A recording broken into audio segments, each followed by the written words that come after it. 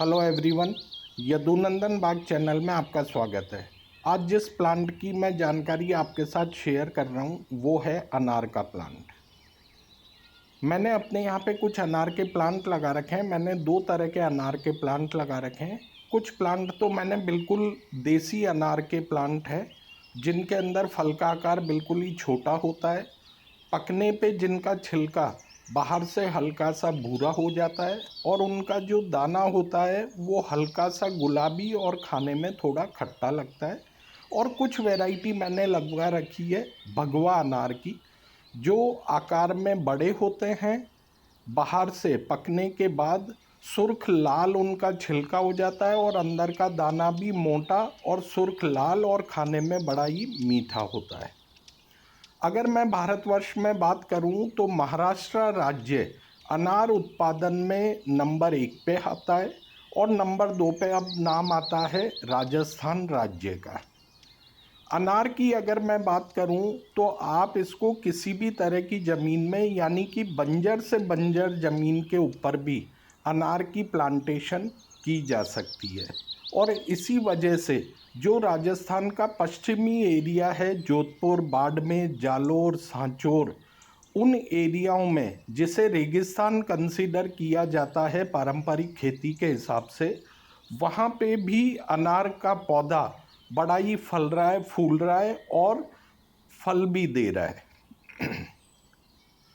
पश्चिम area में जो किसान हैं वो बहुत अनार के बाग लगा रहे हैं, अच्छे फल प्राप्त कर रहे हैं और देश में ही नहीं विदेश में भी उन अनारों की सप्लाई कर रहे हैं।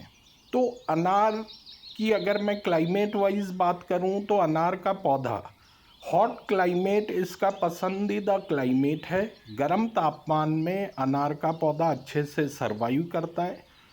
ये अनार आप अगर होम गार्डनिंग का शौक़ रखते हैं, टेरेस गार्डनिंग का शौक़ रखते हैं, तो अपनी टेरेस पे या अपने आंगन में आप गमले या पॉट में भी अनार का पौधा लगा के उसकी केयर करके और 3 से 4 साल में घर के फलों का स्वाद ले सकते हैं। अगर आप अनार का पौधा लगाते हैं या प्लांट लगाते हैं तो इसको धूप बड़ी पसंद है। आप ऐसी जगह पे लगाएं जहाँ पे इसको डायरेक्ट सनलाइट कम से कम 7 से 8 घंटे इसको डायरेक्ट सनलाइट मिले। अच्छी सनलाइट में और धूप में ये अच्छा फलता है, फूलता है। अनार को पानी की बड़ी ही कम आवश्यकता होती है, ये कम पानी में भी अच्छे से सरवाइव करता है।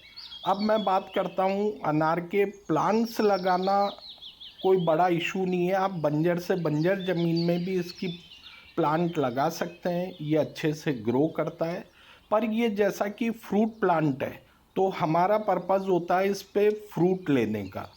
तो अनार की जो सबसे बड़ी दिक्कत है वो होती है इसके फूलों का झड़ना। जब इसकी फ्लावरिंग होती है तो इसमें 2 प्रकार के फ्लावर्स आते हैं, मेल फ्लावर और फीमेल फ्लावर।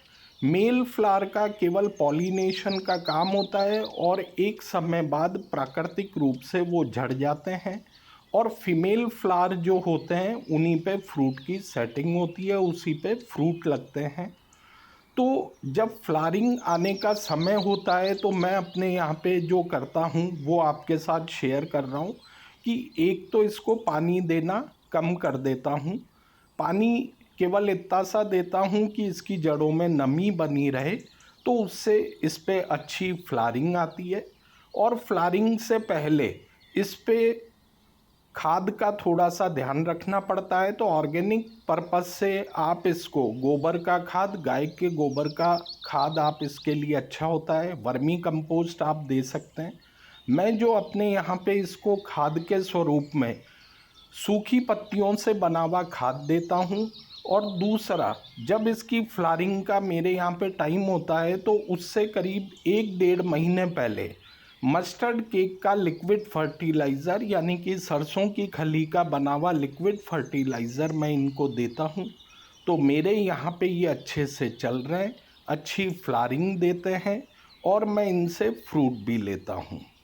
तो जो किसान भाई अगर फ्रूट प्लांट की बागवानी करना चाहते हैं तो उनके लिए अनार एक अच्छा ऑप्शन है। ये गर्म तापमान में भी चलता है, कम पानी की इसको रिक्वायरमेंट होती है। और आपको जो इसकी केयर करनी है वो मेन केयर होती है जब इसकी फ्लावरिंग का सीज़न होता है, कि आप इस तरह से इसकी खुराक मेंटेन रखें, इसका ध्यान रखें कि इसके ऊपर ज़्यादा से ज़्यादा फीमेल फ्लावर आए और उन फ्लावर्स पे फ्रूट की सेटिंग हो। इस पे पॉलिनेशन का भी आपको ध्यान रखना होता है। अगर आपके यहाँ पे नेचुरल पॉलिनेशन होता है तितलियों से, मधुमक्खियों से, तो कोई दिक्कत नहीं है। अगर नेचुरल पॉलिनेशन नहीं हो पा रहा है तो आप हैंड पॉलिनेशन भी इनके फ्लावर्स को कर सकते हैं और फ्रूट सेट कर सकते हैं। तो आप इसको देखिए, इन्जॉय करिए। और अभी तक यदुनंदन बाग चैनल को सब्सक्राइब नहीं किया है तो आप सब्सक्राइब करिए।